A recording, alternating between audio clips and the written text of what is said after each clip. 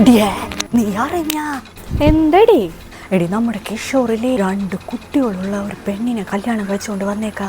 നമ്മുടെ വിലാസിനെ അവിടെ കിടന്ന് പൂര കരച്ചല്. അതിനിപ്പോ ഞാനെന്തോട് ചെയ്യണ്ടേ? നിനക്കിത് വലിയ കാര്യമായിട്ട് തോന്നണില്ലേ? നിന്റെ മോൻ ചെയ്യാണെങ്കിലേ നീ പഠിച്ചേനെ.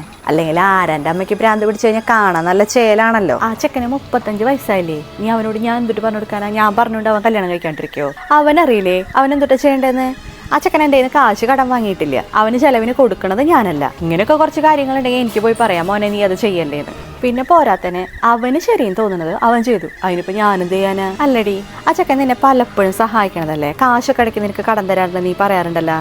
നീ എന്തോരം കാശാടിയാണ് തിരിച്ചു കൊടുക്കാനുള്ളത്? നിന്നെ സഹായിക്കുന്ന ഒരാളെ ഇങ്ങനെ തന്നെ നീ തെറ്റിച്ച് സഹായിക്കണം. ഗ്യാപ്പ് കിട്ടിയപ്പോൾ നീ പണി കൊടുത്തത് കണ്ടാ? നീയല്ലേ ഇപ്പം ഈ നടന്ന് നോട്ടീസ് മുഴുവൻ അടിച്ചിറക്കണത്? അറിയാത്ത എന്നെ വരെ നീ വന്ന് അറിയിച്ചില്ലേ? അവനെ ഭർത്താവില്ലാത്തൊരു പെണ്ണിന് 2 കുട്ടികൾക്കും ജീവൻ കൊടുക്കുക ചെയ്തേ അല്ലേ? നീ ഇപ്പം എന്തൊരു ചെയ്തത്? നിന്നെപ്പോലെ വിഷമുള്ള ആൾക്കാരാണ് ഡേഞ്ചർ. എന്തായാലും നിന്നെ സഹായിച്ചിരുന്ന ഒരു കുട്ടീനെയല്ലേ നീ ഇപ്പൊ വന്നതെന്ന് പറയണത്? നിന്നെ ഒട്ടും സഹായിക്കാത്ത എന്നെയൊക്കെ നീ എന്ത് പറയണുണ്ടാവും? അങ്ങനെ വേണം ഞാൻ മനസ്സിലാക്കാൻ.